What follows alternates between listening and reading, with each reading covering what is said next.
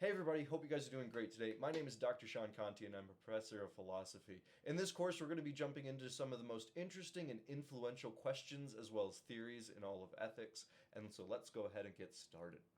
So before we get into those theories specifically, let's just start off this course with just trying to understand what is ethics, right? What is it that we're about to spend all of this entire course doing? So the idea is in ethics, what we want to do is we want to differentiate between prescriptive disciplines or fields and descriptive disciplines.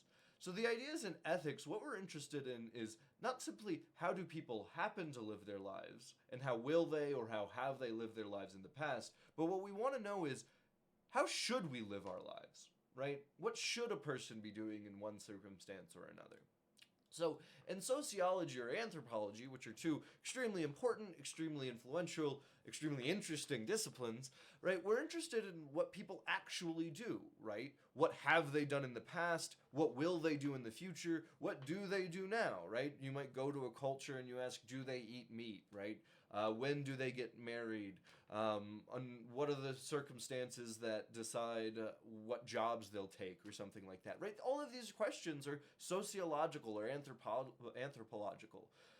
If we're being a good sociologist, we never want to say, and that was bad, or right, if you're being a good anthropologist, you don't want to say, oh, and this culture was foolish for doing this, or right, they shouldn't be eating meat, right? The idea is we just want to describe what's going on in those cultures.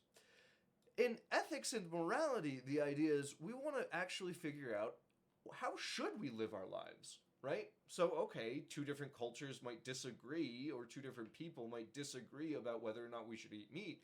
We want to know what's the right answer, if there is one. We'll get into that more in just a moment.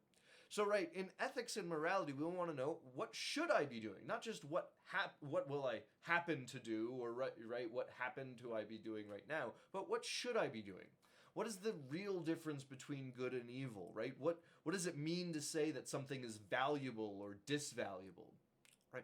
What are the standards that I should live by? What rules should I be following? And of course, to any of these, like I'm going to keep mentioning, you might be suspicious that there's good answers to these questions. How can I figure out the answers to these questions? So that's what we want to do in ethics. And by the way, we're going to be using the term ethics and morality interchangeably, so some philosophers will find reasons to break apart ethics and morality in very specific circumstances. For the most part, most philosophy classes you'll take will use ethics and morality largely interchangeably. That's not to say that there isn't some distinction that someone might find, but typically the classic distinctions that you hear people throwing around are not generally speaking the ones that philosophers are going to be paying much mind to. So generally speaking, what we mean by ethics and morality is just how should you live your life?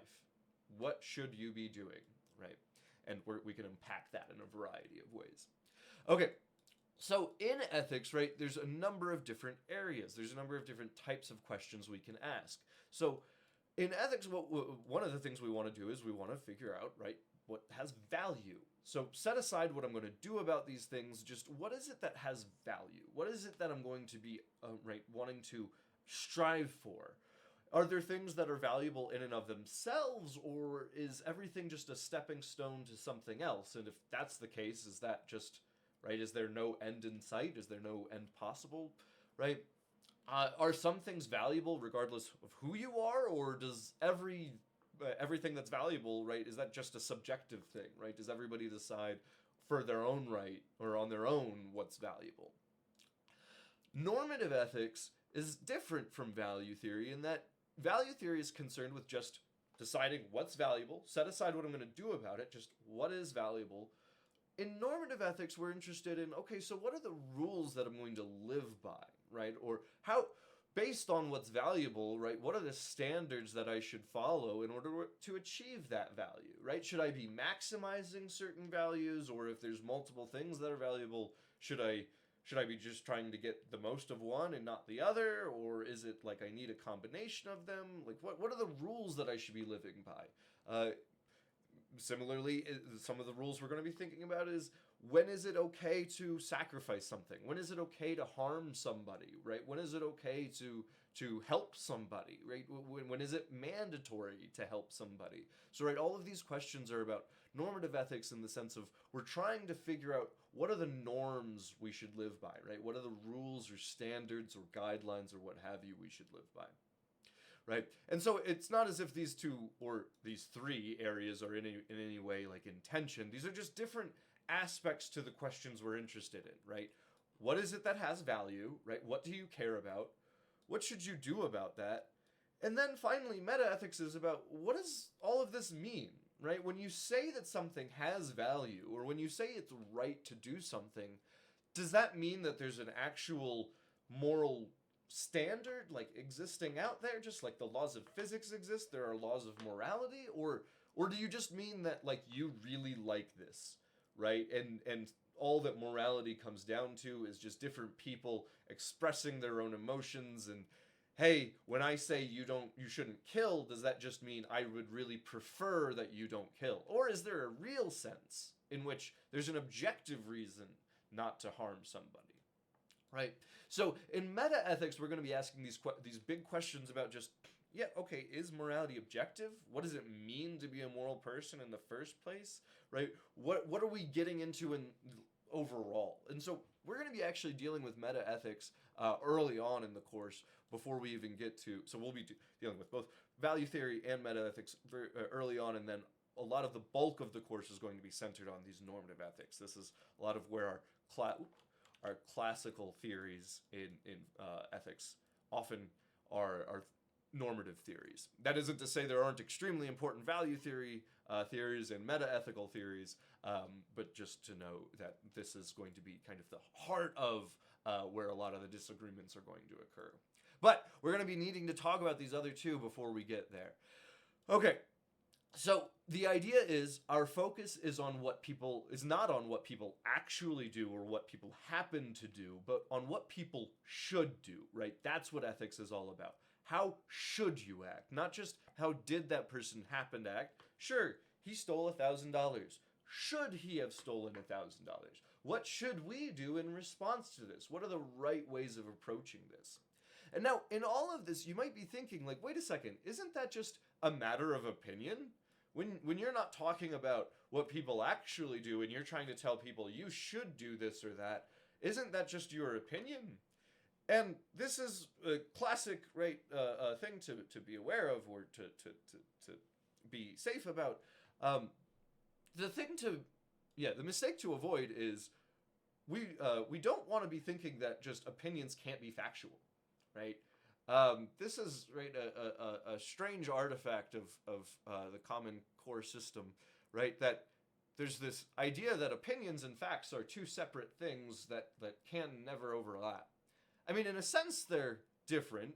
Facts are just features of the world, and opinions are our appreciation of those facts. But the whole point is you want your opinions to be factual, right? Scientists have opinions about what killed the dinosaurs, right? And as we go through and do experiments, we update our opinions. And the whole point is we want our opinions to latch on to the truth, right? It's my opinion that the dinosaurs died by a meteor and not just a virus that went around, right? Like, I think that's probably an accurate opinion, right? And the point of science is to try to figure out if it's an accurate opinion or if I should change that opinion, right? It's not as if at any point in science we ever break free from just actually dealing with hypotheses and opinions, right? And for more on that, right, look to my logic and intro courses in epistemology. But the idea is what we want is to latch our opinions onto facts, right?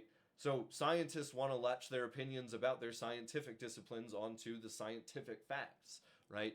I want to latch my opinions on everyday life onto facts about everyday life. Like, my opinion is that the car really will make it to home without us filling up, right? It's going to be important. It's going to impact me whether or not that's a fact or not, right? So we have opinions. We have our own subjective impression or attitude towards things. And the point is we want those to be correct, right? Now, the thing we can think about is, well, are there any moral facts that we can latch on to, right? Like, there might be some things that you have opinions about that are really latching onto facts, like my opinion that the meteor killed the dinosaurs, that's latching onto a fact. But maybe not all of my opinions are really latching onto facts, right? Like my opinion that chocolate ice cream is better than coffee ice cream, right? Sorry, I've never been a fan of coffee ice cream. Actually, I haven't had it since I started drinking coffee, so maybe I should give it a try. But right, like you might think, okay, that's your opinion, and there is no fact for it to latch onto. So maybe not every opinion is right, has some fact, but what we want to know is, are there moral facts? And this is going to be one of the main things we talk about when we talk about the realists. We want to figure out, are there moral ways in which the world is? That it's not just a subjective thing or a nonsensical thing or a fictional thing, but there really are moral facts, right? So, in other words, when I say it's wrong to kill someone, is that just, hey, my culture thinks so, or I really personally feel that way? Or is there a true moral fact that says, when someone murders another person, that thing is truly and objectively morally wrong, right? So that's the sort of thing we're interested in when we're trying to think, are there moral facts that we can hone our opinions to?